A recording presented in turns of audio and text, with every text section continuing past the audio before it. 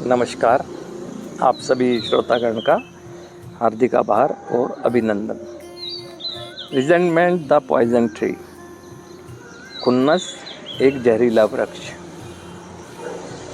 ये रिजेंटमेंट या कहें तो खुन्नस के बारे में हमें समझना क्यों ज़रूरी है, ये महत्व का विषय है ना।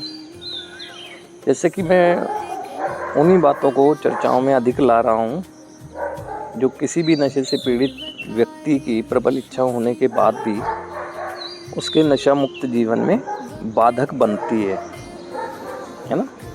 वो बाधक ना बने तो उन चीज़ों का अगर पहले से पता होगा तो अवेयरनेस रहेगी। जानकारी जो होती है अवेयर करती है ना।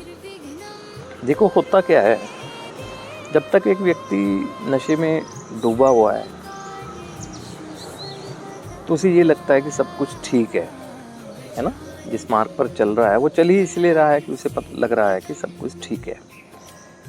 लेकिन परिस्थितियों के दबाव कि एक ना एक दिन ऐसा आता है हर व्यक्ति के जीवन में जब वो रुकता है, सोचता है कि जो वो गलत कर रहा है क्यों कर रहा है ना, इससे मिल क्या रहा है, क्योंकि मिल तो कुछ नहीं रहा होता, बस ये है कि निकल नहीं पा रहा होता। तो ऐसे में जब परिवार के सहयोग या किसी भी साधन से उसकी मदद होती है, चाहे वो बाह्य साधन हो चाहे वो ट्रीटमेंट सेंटर में हो, तो ये एक यूनिवर्सल ट्रूथ है, एक स्वाभाविक प्रक्रिया है जिससे वो गुजरेगा। उसे ज़िंदगी होश में आने के बाद निराश दिखेगी, उसे वास्तविकता भी दिखेगी। उसे दिखेगा कि ज़िंदगी बेहतर चल रही थी, कौन लोग थे। कभी कभी भ्रमवश भी ऐसा लग सकता है, कभी कभी वास्तविकता भी होती है कि ज़िंदगी में अगर कहते हैं कि बेहतर हमने ज़िंदगी की है, उसमें लोगों का सहयोग रहा है, और अगर ज़िंदगी हमारी भटकी है तो वास्तविकता है कि उसमें लोगों का रोल रहता है। बेशक चुनाव हमारा था लेकिन फिर भी कुछ ना कुछ होता है। कभी कभी वो भ्रम की स्थिति की वजह से भी ऐसा होता है कि हम भ्रमित ही रहते हैं, लोग हमारा मदद करना चाहते हैं लेकिन हम सोचते हैं कि उन्होंने, और कभी कभी वास्तविकता भी होती है कि मदद करना नहीं चाहते हैं ना। क्योंकि ये दुनिया है, दुनिया में ये समझना बहुत मुश्किल है कि कौन हमारी कद्र कर रहा है और कौन हमें इस्तेमाल कर रहा है ना। लेकिन समझ आता है कि हमें इस्तेमाल किया गया। अब होता क्या है, प्रबल इच्छा है नशा मुक्त जीवन की। अब हमने ज़िंदगी की तरफ फोकस करना है, लेकिन ज़िंदगी का फोकस हटता है। कब हटता है? जब हमें लगता है कि मेरी ज़िंदगी में उसकी अहम भूमिका है। अगर वो ऐसे ना करते होते, मतलब व्यक्ति विशेषों के प्रति एक जाहिर सी बात है अच्छी जीने की इच्छा थी, उसका अननुआ गुस्सा आना है।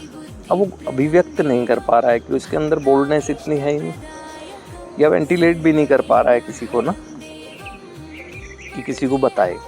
और ऐसा ट्रीटमेंट सेंटर में भी देखा जाता है। क्यों कहा गया है कि मोर शेयरिंग मोर केयरिंग, वेंटिलेट करना ज़रूरी है, ताकि ये जो दिमाग को अनकम्फर्टेबल थॉट प्रोसेस से डस्टबिन बना रखा है ये खाली हो, स्पेस मिले अच्छे विचारों को ग्रहण करने के लिए। तो वो गुस्से की अभिव्यक्ति ना होने की वजह से कुछ क्षण बाद वो खुन्नस का बीज डाल देती है।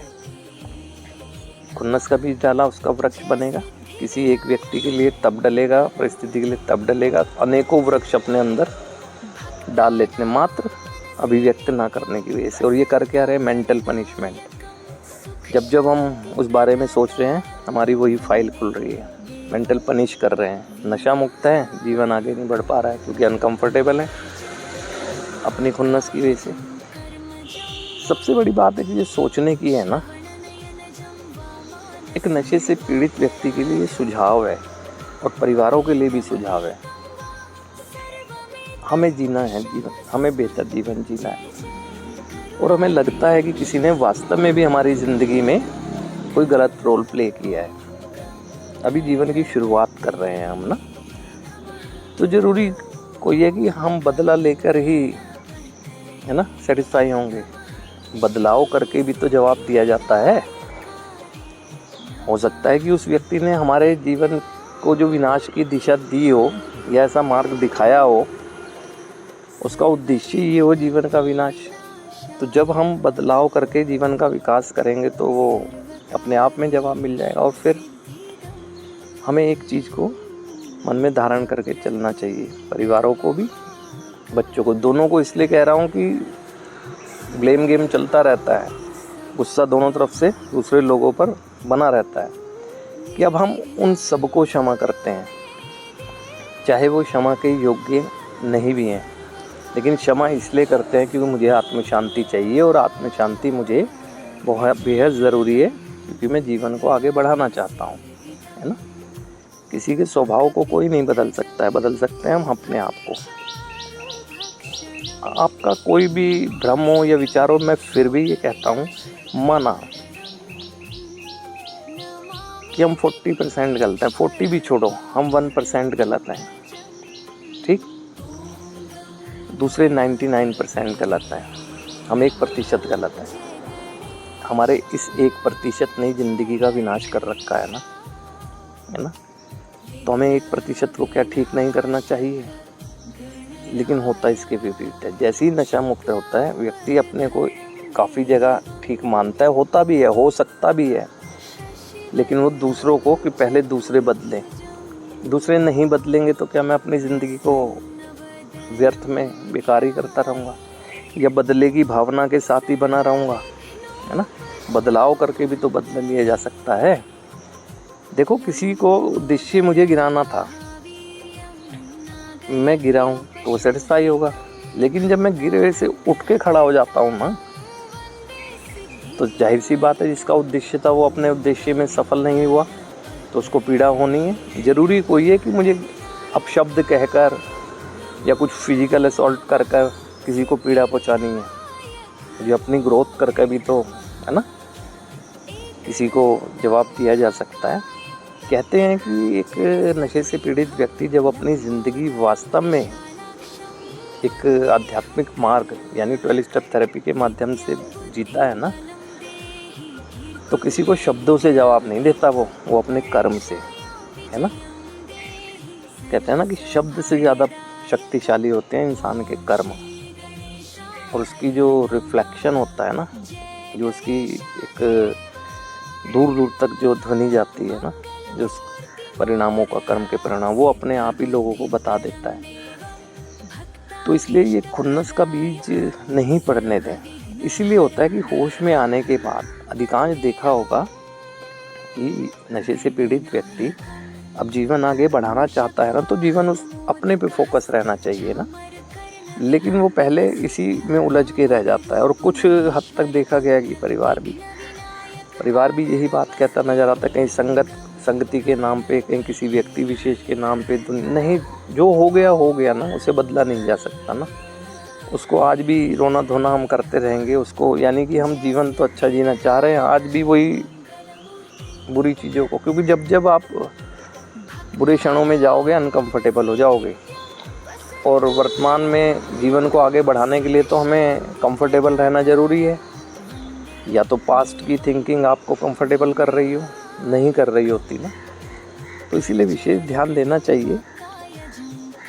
मानता हूँ मैं कि अगर आपको लगता भी है कि वास्तव में आपके अंदर वो पना रहेगा, जब तक आप व्यक्त नहीं करेंगे, तो व्यक्त करें ना, करें व्यक्त। हम तो कह रहे हैं कि वेंटिलेट करें, बहुत संभव है, कह रहे हैं इस बात को कि वास्तविकता हो आपकी।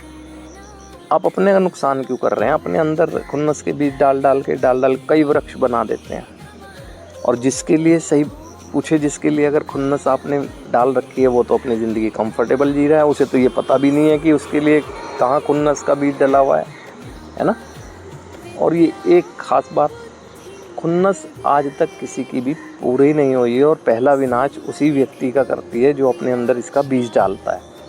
आप खुद सोचें, जहर की पोटली मैंने अपने अंदर लिए बैठा हूँ, जब वो दूसरों पे उड़ेल लूँगा वो तो बात की चीज़ है, तो जहर मेरे को क्या कर रहा है? मेरे को नुकसान नहीं पहुँचा रहा है। तो इसलिए शांत रहना चाहिए, अपनी ग्रोथ पर ध्यान देना चाहिए।